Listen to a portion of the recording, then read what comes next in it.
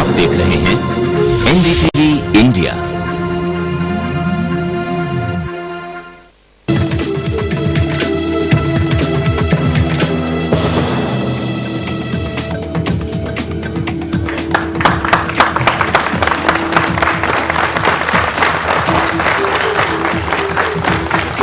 मैं विज्ञान प्रकाश। वक्त आ गया उत्तर प्रदेश के महामुकाबले को नतीजे की तरफ ले जाने का। एग्जिट पोल्स एक बहुत पुराना साइंटिफिक तरीका है ये बताने के लिए कि चुनाव में वोट पड़ने के बाद किसकी सरकार बन सकती है। इसी पर आज हम चर्चा करेंगे।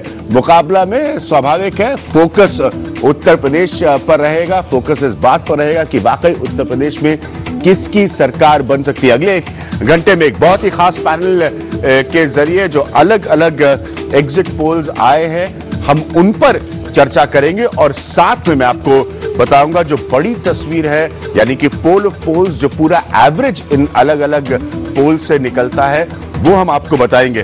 साथ में दो बातें एक कमेंट के तौर पर मैं आपको जरूर कहना चाहूंगा। पहली ये कि 2007 में जो भी पोल्स आई थी नतीजों से वो सही साबित नहीं हुई थी। एक जिम्मेदार जर्नलिस्ट के तौर पर जरूरी है मैं मानता हूं ये बात को कहना। और दूसरी बड़ी बात कि चूंकि हमारा अपना कोई एग्जिट पोल नहीं है तो जो अलग अलग नेटवर्क्स और एजेंसीज ने पोल किए हैं वो हम आपके सामने रखेंगे और उसका जो एवरेज है वो हम आपको बताएंगे। आज के अपने खास पैनल से हम आपकी मुलाकात कराते हैं।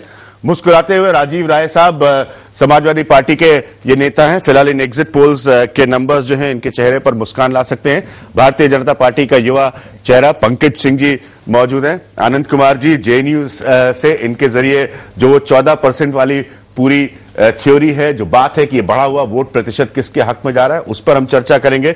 जगदंबिका पाल जी के इंट्रोडक्शन की कोई जरूरत नहीं है। सीनियर लीडर है कांग्रेस पार्टी के ये उत्तर प्रदेश से। और मेरे साथ बहुजन समाज पार्टी के नेता विजय बहादुर जी जुड़ रहे हैं। लेकिन सबसे पहले मैं आपको बताना चाहूंगा कि जो अभी तक की तस्वीर है उसमें जो अलग अलग नंबर्स आप देखेंगे अपने स्क्रीन पर इस प्रोग्राम के दौरान, लेकिन जो एवरेज इन तमाम ओपिनियन पोल माफ करिएगा एग्जिट पोल से निकल कर आया हम उस पर बात करेंगे। सबसे पहले उन दो प्रदेशों का भी जिक्र जहां पर चुनाव हो रहे हैं उत्तरांचल और पंजाब में। जरा एक बार आपको हम पंजाब की तस्वीर दिखाना चाहेंगे। पंजाब की अगर आप तस्वीर देखें तो पंजाब में थोड़ा सा एज जो है वो कांग्रेस के लिए सियासी तौर पर आप देख सकते हैं कि पंजाब भी एक कांटे का चुनाव माना गया है इस विधानसभा चुनाव में। हम कोशिश करेंगे आपको उत्तरांचल की भी तस्वीर दिखाने की, लेकिन सबसे पहले हम आपको बताना चाहेंगे जो अभी तक पोल ऑफ पोल्स है उसका एवरेज उसका आकलन क्या निकलता है। उसके हिसाब से समाजवादी पार्टी के लिए उत्तर प्रदेश के इन चुनावों में 172 सीटों की तस्वीर आती है। 172 सीट्स की तस्वीर आती है समाजवादी पार्टी के लिए। बहुजन समाज पार्टी के लिए मायावती की पार्टी जो पोल्स का एवरेज है, ये तमाम पोल्स का एवरेज है। भारतीय जनता पार्टी के लिए बीजेपी के लिए ये 68 सीटों की तस्वीर बनती है। 68 सीट्स 68 सीटों की तस्वीर बनती है। कांग्रेस के लिए ये 53 सीटों की तस्वीर बनती है और अन्य जो कि किसी और पार्टी या निर्दलीय के शक्ल में होंगे उनके लिए ये 13 सीटों की तस्वीर बनती है। तो ये एवरेज है उन पोल्स का जो अलग अलग चैनल्स और एजेंसीज ने किए हैं वो आप देख सकते हैं। आनंद जी मैं आपसे इस चर्चा की शुरुआत करना चाहूंगा। बुनियादी सवाल यही है कि सब ये जानना और समझना चाह रहे थे कि 14.5% के करीब का बढ़ा हुआ वोट जो प्रजातंत्र के लिए बहुत बड़ा सेलिब्रेशन है मेरे हिसाब से, वो क्या इन आंकड़ों की तस्वीर के हिसाब से राजीव राय की पार्टी की तरफ जा रहा है? देखिए ये राजीव राय जी की पार्टी का उतना प्रश्न नहीं था जितना नंबर एक जो मौजूदा सरकार चल रही है वो क्या खुद सुधरने की हालत में है तो इसको रिपीट किया जाए या ये सुधरने की हालत में नहीं है। और उस पर मायावती जी ने खुद ही फैसला सुना दिया था कि हमारे तो 1/4 मंत्री भी सुधरने लायक नहीं है, विधायकों को भी हम काट रहे हैं। दूसरा था तो ये क्लासिकल सर पॉलिटिक्स का एंटी इनकम्बेंसी तो एक हो गया जी हाँ। और जैसे लगता है कि अधूरा काम है इनको और मौका दे दो तो शायद एंटी इनकम्बेंसी को वो संभाल लेती। दूसरा था कि अब बचे 3 और उम्मीदवार मजबूत, समाजवादी पार्टी जो प्रूवन लिमिट्स और स्ट्रेंथ की पार्टी थी, उसकी ताकत क्या है, उसकी कमजोरियां क्या है, और उसमें एक कमजोरी उनकी घट गई थी इस बार, वो जो कॉर्पोरेट सोशलिज्म की तलाश थी समाजवादी पार्टी को कि मुलायम सिंह जी के अगल बगल सितारे या कॉर्पोरेट क्लास के लोग होते थे, इस बार बिल्कुल स्थानीय नेता से लेकर के तपे तपाए समाजवादियों की कतारें थी। और उनका एक मुझे याद आता है जो टाइम्स ऑफ इंडिया वगैरह में विज्ञापन निकला, मुलायम सिंह जी, उनके बगल में ब्रिजभूषण जी, उधर से मोहन सिंह जी, इधर से आजम खां, यानी जो जमीन से उठे हुए लोग थे। और तीसरा था फिर भारतीय जनता पार्टी का, वो अंतर्विरोध में ऐसी ग्रस्त थी कि आखिरी समय तक उनके यहाँ स्थिति स्पष्ट नहीं थी। कांग्रेस का जरूर शुरू से ये दावा था कि इस बार हम सब पलट के रख देंगे, लहर लाएंगे, युवा हमारे साथ है। लेकिन जो बात मंच से कही जा रही थी, मंच खाली होने के बाद जमीन पर उसको बांधने का काम वो नहीं कर पा रहे, नहीं दिखा।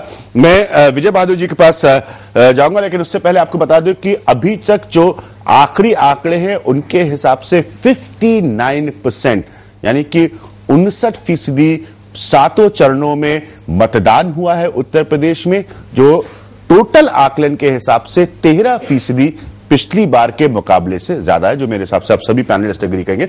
एक बहुत बड़ी बात है विजय बहादुर जी, पोल ऑफ पोल्स का जो हम एवरेज वर्कआउट कर रहे हैं, अलग अलग एग्जिट पोल्स आए हैं, उसके हिसाब से 97 सीटें बनती हैं बहुजन समाज पार्टी के लिए, यानी कि आधी से पिछली बार से आधे से ज्यादा कम। ये क्या एंटी इनकम्बेंसी फैक्टर है सर आपकी सरकार के खिलाफ? देखिए अभिज्ञान जी, मैं सबसे पहले आपके एनडीटीवी को ही कांग्रेचुलेट करता हूं कि आपने बड़ा सरल रास्ता निकाल दिया कि जितने एग्जिट पोल आए उसका आप एवरेज लेके चल रहे हैं। लेकिन इसकी बेसिक प्रॉब्लम यह है कि एग्जिट पोल तो पिछले बार भी गलत साबित हो गए थे, और अगर आप इसको गौर से देखें तो इस बार जो इलेक्शन कमीशन ने और विजय जी मैंने एक पत्रकार के तौर पर अपने ओपनिंग कमेंट में ये बात कही कि पिछली बार, और मैं स्टिक करता हूं उस बात से, मैंने एक पत्रकार के तौर पर अपने ओपनिंग कमेंट्स में कहा कि पिछली बार के एग्जिट पोल्स सही नहीं साबित हुए थे। हाँ सर। जी हाँ, नहीं देखिए, you are very fair person.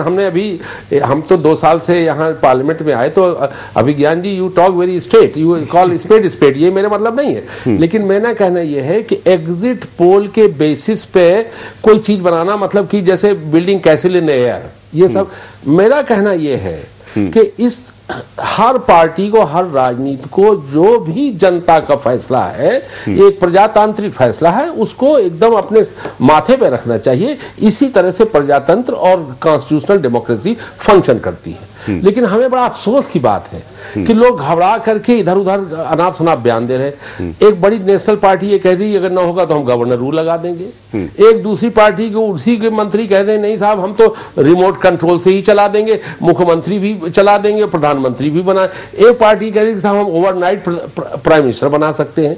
इन सब से एक कॉन्स्टिट्यूशनल में जो डेमोक्रेसी की, प्रजातंत्र में जो एक आस्था है वो कमजोर हो रही है। और ये देखिए, अगर सही में पूछा जाए तो ऑन द लाइटर साइड जो कांग्रेस पार्टी है ये तो गठबंधन की पीएचडी है, इस पे इनको बड़ा भारी महारत है।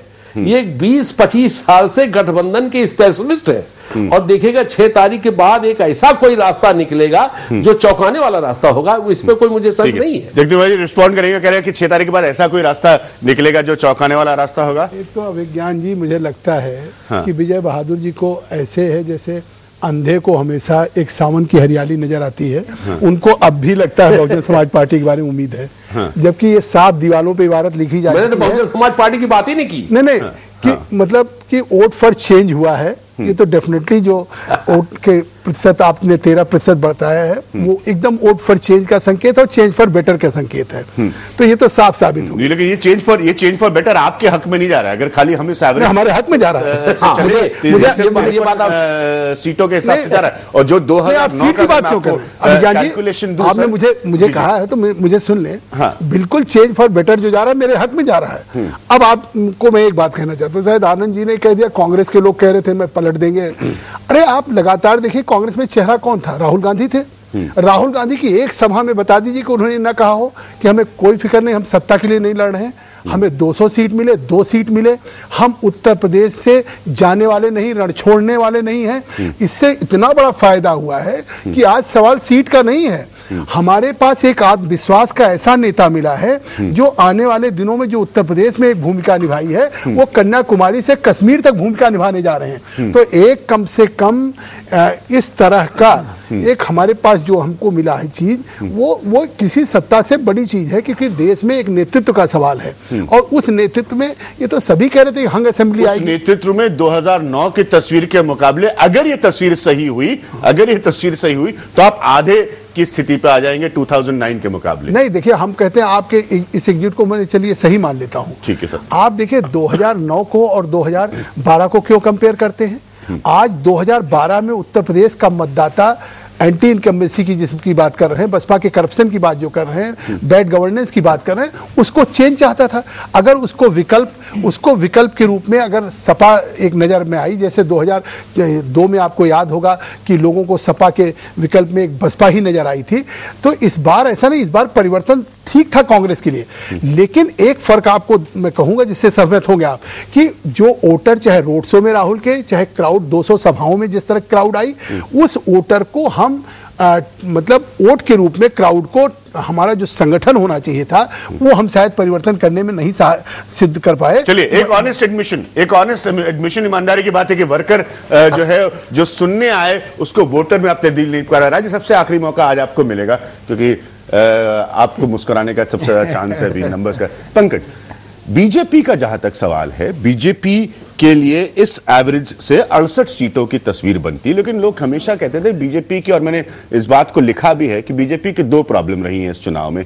एक आपके पास नेता नहीं था और दूसरा एक अगर नेता अनाउंस कर देते तो ये प्रॉब्लम आपकी डबल हो जाती। आपको लगता है ये उसका खामियाजा आप भुगत रहे हैं? नहीं, मुझे अब एग्जिट पोल के ऊपर सब लोगों की अपनी अलग अलग राय थी। कुछ लोग सहमत होते हैं, जिनके नंबर्स बढ़ते हैं वो सहमत हैं, जिनके घटते हैं वो बहुत सहमत नहीं होते हैं। मैं इतना कहना चाहता हूं, जो परसेंटेज हम सब लोगों का जो बढ़ा हुआ देखा हम लोगों ने टर्नआउट, और वो 13%, 45 था, इस बार 59 एवरेज जो आया है, जो हम लोग बात किए, तो ये देखकर मुझे ये लगता है, और मुझे पिछले आंकड़ों को देखकर ये लगता है 93, 96, 2002 और 2007 जब भी वोटिंग परसेंटेज बढ़ा है वो 55 रहा, 57 रहा 93 में, 55 रहा 96 में, तो उन दोनों में बीजेपी को 33% वोट मिला था और उसमें एक बार सरकार हम लोगों की बनी भी थी। तो और उसके बाद वोटिंग परसेंटेज पिछली बार कम रहा, 45% रहा, उसके बावजूद परसेंटेज कम रहा। लेकिन साथ में आपको एक जल्दी से एक आंकड़ा बता दूं कि जब वहां